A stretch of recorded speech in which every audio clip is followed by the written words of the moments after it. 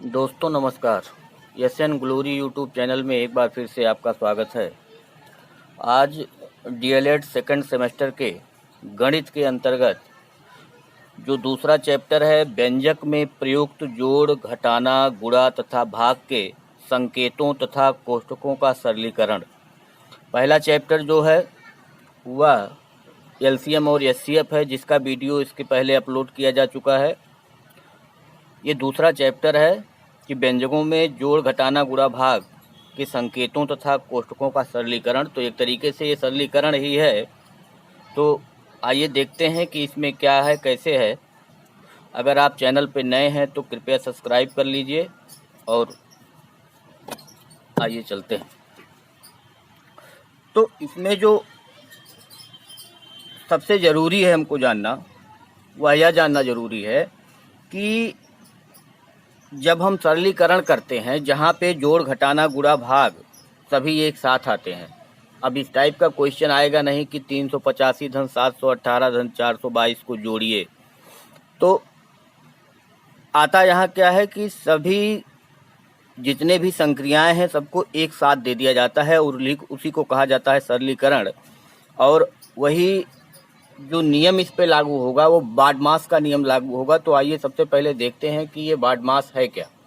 तो बाडमास जो होगा वो V बाडमास, V बाडमास। तो V बाडमास में है क्या क्या, इसको देख लेते हैं। तो यहाँ V का जो मतलब होता है वो होता है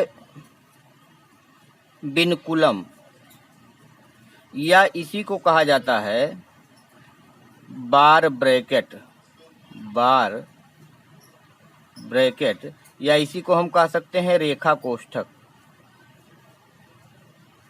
रेखा कोष्ठक। फिर उसके बाद B आता है। B का मतलब होता है ब्रैकेट, BRACKET, और ब्रैकेट का मतलब होता है कोष्ठक। कोष्ठक जब आप देखेंगे तो 3 कोष्ठक होगा। सबसे पहले इसमें होगा छोटा कोष्ठक,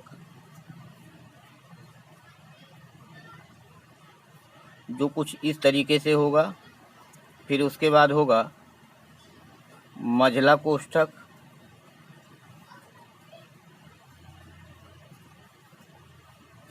ये कुछ इस तरीके से होगा। उसके बाद होगा बड़ा कोष्ठक,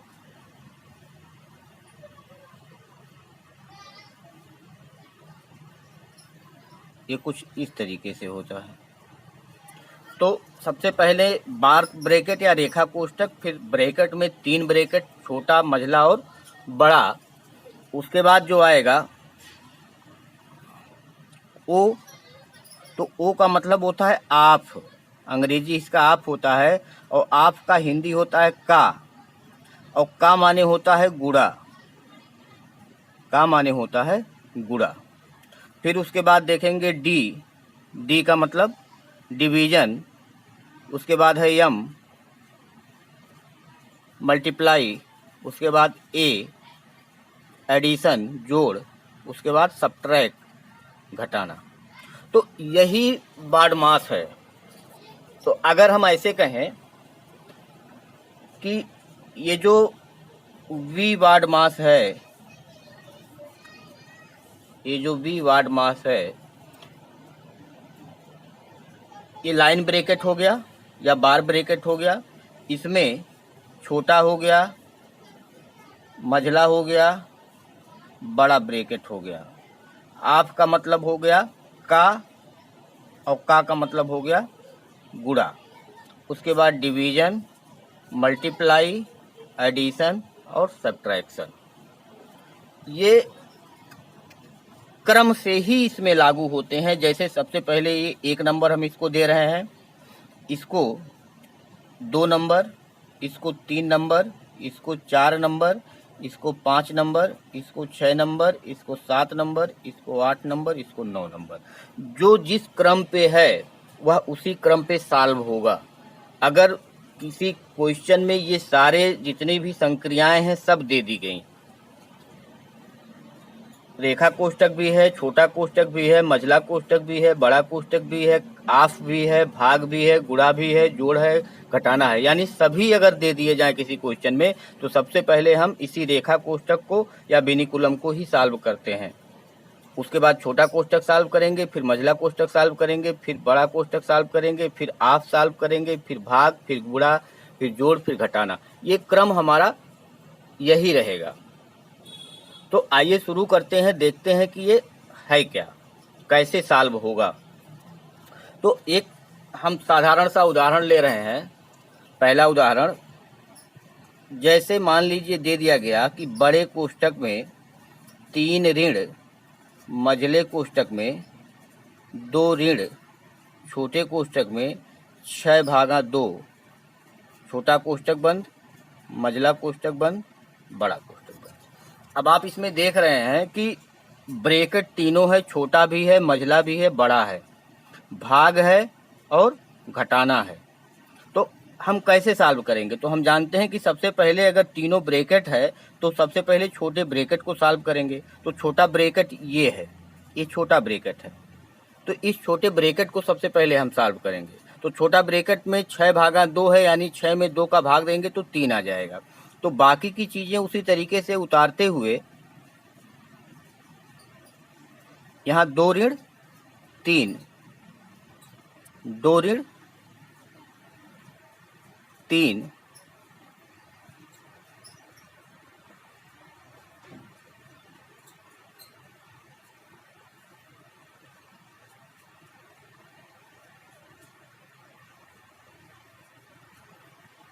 अब 2 में से 3 घटाएंगे,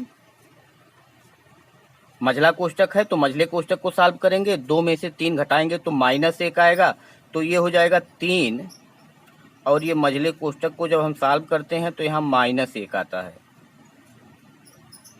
-1 आ गया। अब जब कोष्टक को हम खोलेंगे तो माइनस माइनस का जोड़ होगा, गुणा होगा, तो माइनस और माइनस प्लस हो जाएगा। तो ये 3 + 1 ये हो गया, और ये हो गया बराबर 4। तो इसका उत्तर हो गया 4। तो हमने किया क्या? सबसे पहले छोटे कोष्टक को सॉल्व किया गया, फिर मझले कोष्टक को सॉल्व किया गया, फिर बड़े कोष्टक को सॉल्व किया गया, लास्ट में आके उत्तर आ गया 4। दूसरा क्वेश्चन अगर हम देखें तो ये हो गया 2, बड़े कोष्टक में 2, धन मझले कोष्टक में 5, धन छोटे कोष्टक में 6 धन 8 भागा 2, छोटा कोष्टक बंद, मझला कोष्टक बंद, बड़ा कोष्टक बंद। अब इसको अगर सॉल्व किया जाए तो सबसे पहले हम सॉल्व करेंगे, यहाँ तीनों कोष्टक दिए गए हैं, सबसे पहले कोष्टकों में तीनों कोष्टक दिए गए हैं, तो इसको हम सॉल्व करेंगे सबसे पहले जो छोटा कोष्टक है। तो छोटे कोष्टक में भी पहले एक धन है और भाग है, डिवीजन है और एडिशन है, तो सबसे पहले हम डिवीजन को ही सॉल्व करेंगे। तो बाकी की चीजें हमको सॉल्व करना है, सबसे पहले ये छोटे कोष्टक में भी सबसे पहले इसको सॉल्व करना है। तो बाकी की चीजें हम ऐसे उतारते हुए जा रहे हैं। 2 धन मझला कोष्टक, 5 धन 6 धन 8 में 2 का जब हम भाग देंगे तो 2 चौके 8, 4 आ गया, ये हो गया। अभी भी छोटा कोष्टक बचा हुआ है, अब फिर से इसको हम सॉल्व करेंगे छोटे कोष्टक को। तो ये हो गया 2 धन मझला कोष्टक, 5 धन और 6 और 4 10, मझले कोष्टक छोटा कोष्टक खत्म हो गया, मझले कोष्टक में आ गया। अब ये आप देखेंगे कि 2 धन मझले कोष्टक को खत्म कर दीजिए तो 10 और 5 15, और ये आ गया बड़े कोष्टक में। अब 15 में 2 जोड़ेंगे तो ये आ जाएगा 17, और यही हमारा आंसर हो जाएगा। तो इस तरीके से आप देख रहे हैं कि एक सीरियल से ही हमको लेकर के चलना है, एक सीरियल से ही लेकर के चलना है, और वही सीरियल हम सॉल्व करेंगे। अगर तीसरे क्वेश्चन की बात की जाए तो फिर हम कह सकते हैं कि बड़े कोष्टक में 6 ऋण, मझले कोष्टक में 2 × 5 ऋण, छोटे कोष्टक में 2 × 6 भागा 2, छोटा कोष्टक बंद, मझला कोष्टक बंद, बड़ा कोष्टक बंद। अब यहाँ पे देखिए कि जो छोटा कोष्टक है, मझला कोष्टक है, बड़ा कोष्टक है, गुणा है, घटाना है और भाग है।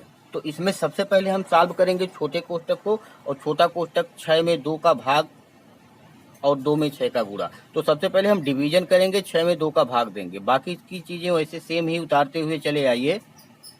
तो ये 2 गुणे 5 ऋण 2 गुणे 6 में 2 का भाग देंगे, 2 तियाएं 6, छोटा कोष्टक बंद, मझला कोष्टक बंद, बड़ा कोष्टक बंद। उसके बाद फिर से अब हम इस छोटे कोष्टक को सॉल्व करेंगे, तो 2 गुणे 3। तो बाकी की चीज़ें सेम ऐसे ही उतारते हुए चले जाएंगे। 2 गुणे 5 ऋण, ये हो गया 2 तियाएं 6, छोटा कोष्टक खत्म हो गया, मझला कोष्टक बंद, बड़ा कोष्टक बंद। उसके बाद फिर 6 ऋण, अब जब हम इसमें सॉल्व करेंगे तो सबसे पहले हम गुणा करेंगे, मझले कोष्टक में गुणा है और घटाना है, तो सबसे पहले हम गुणा करेंगे। तो ये हो गया 2 पचे 10 और ऋण 6, मझला कोष्टक बंद, बड़ा कोष्टक बंद। अब इसको हम सॉल्व करेंगे, 10 में से 6 गया 4, बाकी की चीज़ें सेम ऐसे ही उतारते हुए जाएंगे, और 10 में से 6 गया 4। अब 6 में से 4 घटाएंगे तो आंसर आ जाएगा 2। अगला क्वेश्चन, 16 ऋण बड़ा कोष्टक, 5 ऋण मझला कोष्टक, 6 धन 2 छोटा कोष्टक, 7 ऋण 8 ऋण 5, और 8 ऋण 5 के ऊपर ये बेनुकुलम लगा हुआ है, और इस छोटा कोष्टक बंद, मझला कोष्टक बंद, बड़ा कोष्टक बंद। तो अब जब इसको देखेंगे तो इसमें बेनुकुलम भी है, यानी रेखा कोष्टक भी है, छोटा कोष्टक भी है, मझला कोष्टक भी है, बड़ा कोष्टक भी है, जोड़ भी है, घटाना भी है। तो इनको जब हम सॉल्व करेंगे क्रम से लेकर के, तो ये जो होगा, सबसे पहले हम इसको रेखा कोष्टक को ही सॉल्व करने जाएंगे। तो 8 में से 5, देखिए रेखा कोष्टक का मतलब भी कोष्टक ही होता है, इसमें भी वही नियम लागू होता है जो कोष्टकों में लागू होता है, कि अगर हम इस रेखा कोष्टक को हटाएंगे और कोष्टक के बाहर अगर ऋण चिन्ह है तो अंदर का चिन्ह बदल जाएगा। तो यहाँ जैसे ही हम इसको हटाएंगे तो ये 8 ऋण 5 जो है वो 8 धन 5 हो जाएगा। आइए देखते हैं। तो ये हो गया 16 ऋण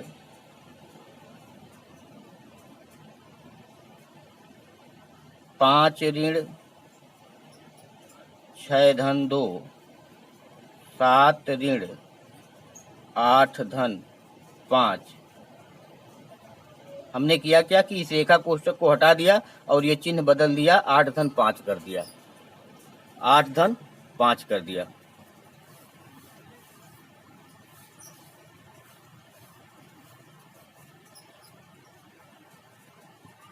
अब इसके आगे आइए देखते हैं। तो 16 ऋण 5 ऋण 6 धन 2, इतना तो उतर जाएगा। अब इसमें पहले जोड़ करेंगे, तो जोड़ का मतलब कि ए प्लस है और ए प्लस है, तो 7 धन 5 ऋण 8, छोटा कोष्टक बंद, मझला कोष्टक बंद, बड़ा कोष्टक बंद। यानी प्लस प्लस जो था इसके सामने कोई चिन्ह नहीं है, तो यानी कि ये धनात्मक है और ये धनात्मक है, तो दोनों को हम जोड़ेंगे। तो जब इसको हम जोड़ेंगे तो 7 और 5 ये 12 हो जाएगा, और 12 में से 8 घटेगा। 16 ऋण 5 ऋण 6 धन 2। अब यहाँ बीच में कोई चिन्ह नहीं है, और बीच में कोई चिन्ह नहीं है तो 12 में से 8 गया 4, तो यहाँ गुणे ये 4 हो जाएगा। अब 16 ऋण बड़ा कोष्टक, 5 ऋण मझला कोष्टक, और मझले कोष्टक में 4 दूनी 8, पहले गुणा करेंगे, 4 दूनी 8 होगा, 8 में 6 जोड़ेंगे तो ये आ जाएगा 14, या ऐसे कर सकते हैं 6 धन 4 दूनी 8।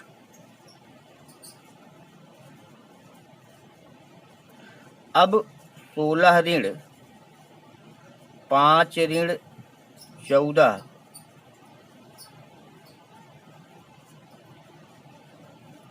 5 ऋण 14, तो ये हो गया 16 ऋण, और 5 में से जब 14 को हम घटाएंगे तो -9 आएगा, -9 आएगा।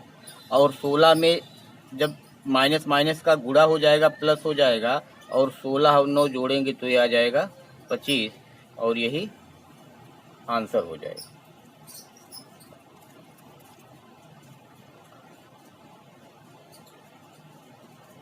यही आंसर हो जाएगा। अब 5वां क्वेश्चन आइए देखते हैं। 5वां क्वेश्चन, जैसे मान लीजिए दिया हो कि 128 भागा 8 भागा 2 भागा 4 और भागा 16। अब इसको हमको सॉल्व करना है, तो कैसे सॉल्व होगा? इसको हमको सॉल्व करना है तो ये कैसे सॉल्व होगा, इसको आइए देखते हैं। तो अगर हम देखें तो इस भाग को हम गुणा भी बना सकते हैं, भाग को हम गुणा भी बना सकते हैं। तो ये भाग 128, और जब हम भाग को गुणा बनाएंगे तो ये पलट जाता है, यानी कि 1/8। कोई भी संख्या लिखी गई है, जैसे 5 है तो 5 को हम क्या लिख सकते हैं, 5/1 लिख सकते हैं, और जब ये पलटेगा तो ये 1/5 हो जाएगा, इस तरीके से। तो जो ये तरीका है, यही यहाँ 8 है तो इसको 8/1 हम लिख सकते हैं, और जब ये पलटेगा तो 1/8 हो जाएगा। गुणे 1/2 गुणे 1/4 गुणे 1/16। तो अगर इसको काटा जाए तो 16 चौके 64, 16 चौके 64, और 64 दूनी 128, और 128 से 128 कैंसिल हो गया, और इसका आंसर आ गया 1/8। ये इसका आंसर हो गया।